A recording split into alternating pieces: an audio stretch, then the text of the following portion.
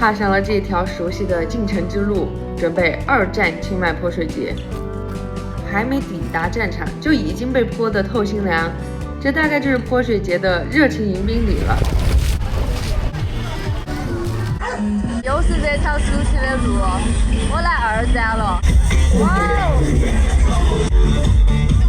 哦！相比较前一天，古城区里的氛围更热烈，人流激增，大家都沉浸在欢乐中，还没有到塔佩门就已经寸步难行，人山人海了。每年的4月13日到15日是泰国的泼水节，同时也是泰国新年，自然也就有连续假期。超级多人，走都走不动。4月13日被称为大送干，是旧年的最后一天，象征告别过去，也是礼佛、浴佛以及敬长辈的日子。第一天从早晨起就有各种传统活动，布施、诵经、浴佛等等仪式遍布城中。好像他一直会走到踏星期啊，从中午2点钟就开始有了，我以为我赶不上，没想到还没走完。接收到祝福了，我被分一礼。在游行现场，我看到很多人本地拿粉末朝陌生人脸上抹，据说它象征祝福彼此幸福健康，于是我也就加入其中，主打一个送祝福。说实话，向陌生人脸上抹泥需要莫大的社交勇气，因为你不知道对方的接受程度如何，如果被拒绝真的会很尴尬。不过我很快发现，微笑和热情的问候是最有效的破冰工具。他们居然会免费的投放水。在这种互动的过程中，我还领悟出了一个主动者幸福原则，那就是如果你真的愿意收获祝福，那你一定要表现出某种积极主动，无论是和人的对视还是泼别人。一个浑身湿透外加脸上有白粉末的人，大概率就会被人一直关注，这样就会形成一种马太效应，而这一切的根源就是你主动表达的需求。感觉这个心得也很适合指导人生。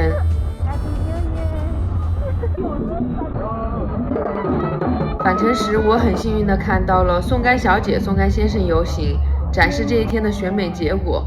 好漂亮哦！这是泼水节庆祝传统仪式活动的一部分。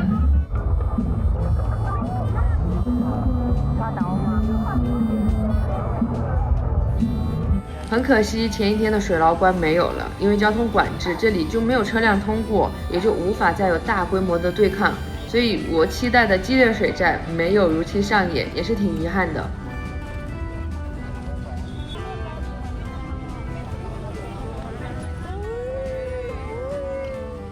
随后我转战了据说人气爆棚的玛雅购物中心和宁曼路，一路上风超大，乌云密布，但丝毫没有减弱人们的热情，沿街都设有补给水桶。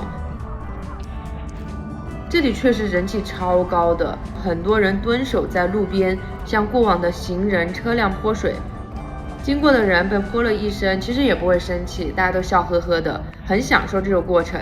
当然，我也看到一位游客急眼了，对着人群发火。但对于泰国人而言，这样的节日里应该不会轻易动怒，而且这本身或许就是个人修行的一个重要部分。不过要注意的是，不要用高压的水枪，不要对着骑行者的脸和眼睛喷水，这是基本的尊重，也是安全的考虑。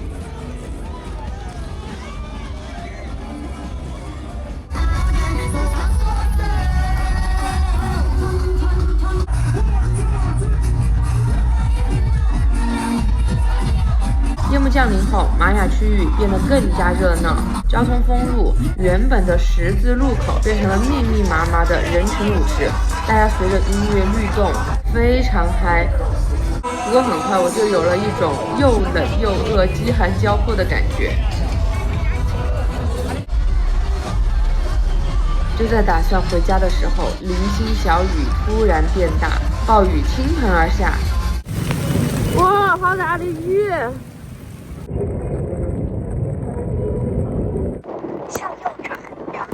结果回去的路上，因为交通管制，我不得不绕回古城区。哎妈耶！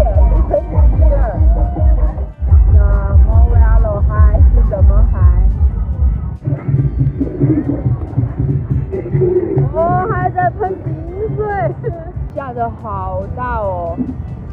古城区这条河护城河的水都涨起来了。我突然就很感慨，这真是天气完美的一天，白天晴朗，晚上下雨，老天既保障了玩乐，又踩点般的送来了祝福。4月14日被称为临界日，据说不属于旧年，也不属于新年，是家庭日。这一天，人们要为长辈进行献水式，以示尊重，并希望获得祝福。白天继续在下大雨，我出门的很晚，戴上了之前转运过来的一个水壶头盔。我的妈呀！一路上被袭击了好多冰水，又堵起来了。今天我以为人不会那么多，因为今天下午下雨了嘛。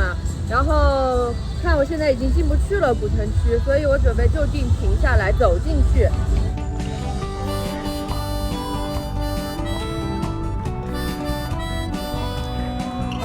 本来是骑行用的，但是我觉得这个水壶元素很应景，又能防护面部。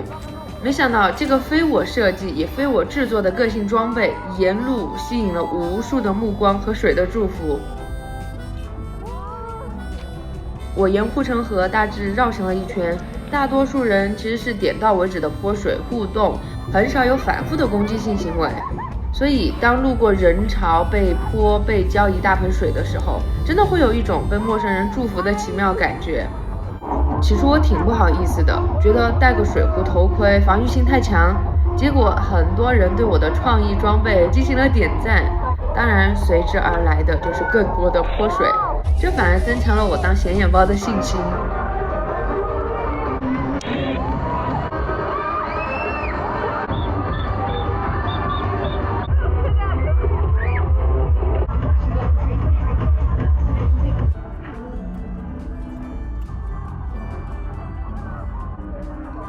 之后我去塔佩门围观了泡泡浴狂欢，人潮如海，欢乐如潮。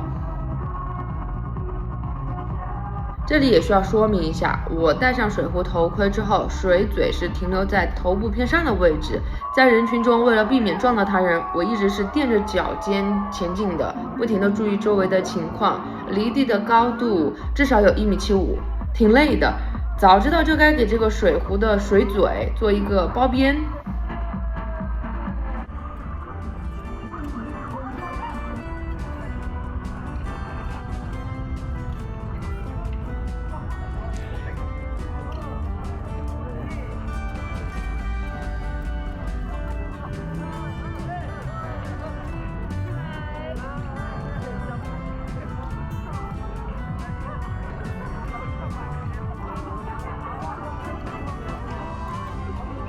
当天晚上我在进城路口玩了很久，不少人对我感到好奇，主动搭话，跟我互动，点赞我的创意。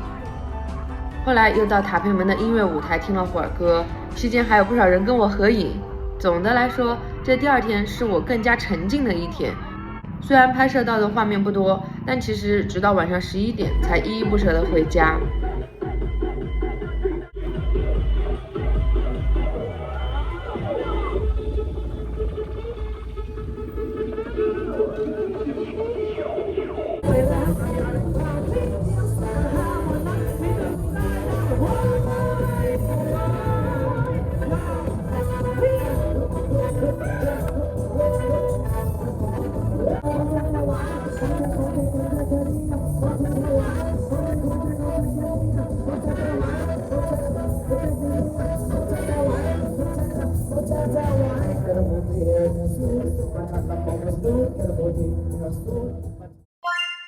4月15日是迎新日，标志着正式迎接泰国新年，展开全新的开始。第3天，我已经处于体力透支的状态，但又觉得应该有始有终。真的打我吗？出发前，我想最后一天可能就是个例行公事，结果热闹程度却出乎意料。皮卡车依旧大排长龙等着进城，沿途也是狂欢不断。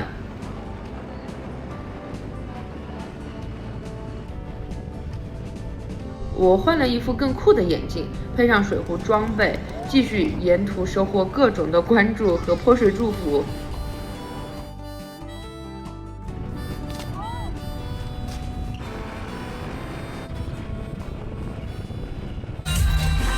经过这几天，我才意识到泼水节在泰国是一个真正意义上的全民节日。无论住宅、商店还是小巷子，只要有人的地方，就能成为欢乐基地。冷不丁的就会有小朋友或者大人，甚至老奶奶来泼你一下。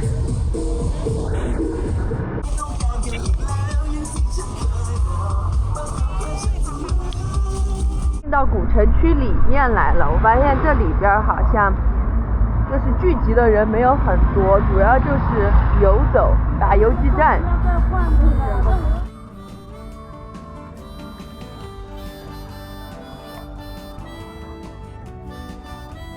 第3天，我更多是想记录下这些珍贵的回忆，因为我的特别装扮一路都在被泼。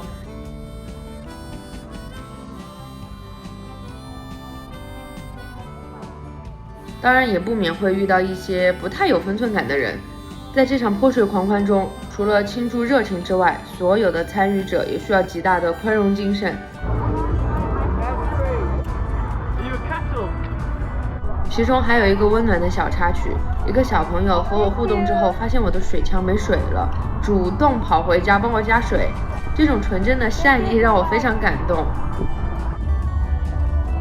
这次是我经历的第一个泼水节，据说今年还不如去年热闹，但对我来说已经是一次非常独特的体验。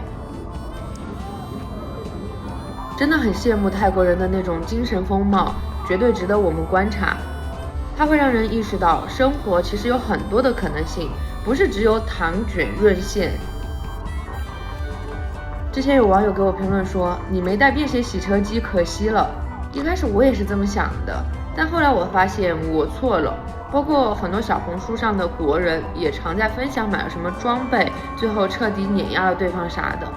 但是经历了这一次，我觉得如果说带着这种一生要赢的心态来参加泰国的泼水节，其实就已经败了，因为不得要领。那些真正意义上在过泼水节的泰国人，他们根本不 care 什么装备，人家就是彻底的享受，而我还要找机会继续卷吗？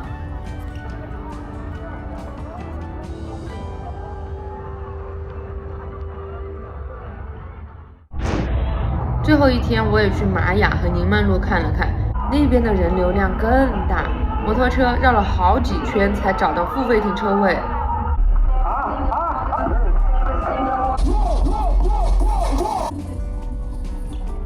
以前我总觉得过任何节日都很累，甚至觉得还不如取消一切节日，自由调休算了。但现在我却很感激这一次的泼水节，它告诉我为什么人还是需要节日，以及为什么人需要放松、需要快乐、需要连接。而且一方面泰国人的快乐很单纯很简单，另一方面他们的性格真的很外向，一点都不东亚，很不吝啬夸奖，也非常乐于主动表达。也正是这样的包容氛围，会对多元化形成非常正向的激励，人们就会非常愿意做真实的自己。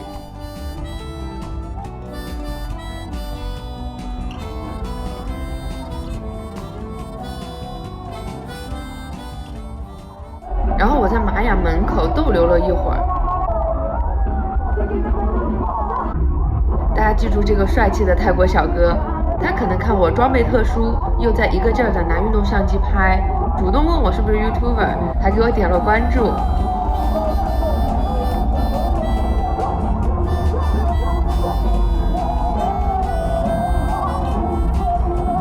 在回家的路上，我由衷地佩服起发明和发扬泼水节的人，他真的太适合疗愈现代人的现代病了，创造出了一个绝佳的破冰场合。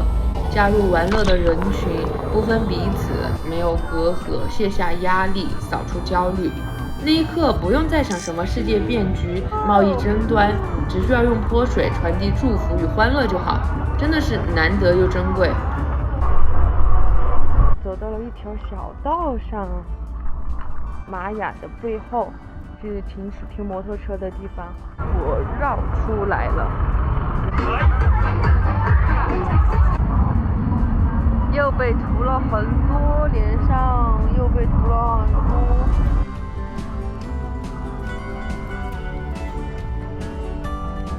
然后我就在想，如果再加上一些上海万圣节元素，会不会更有趣呢？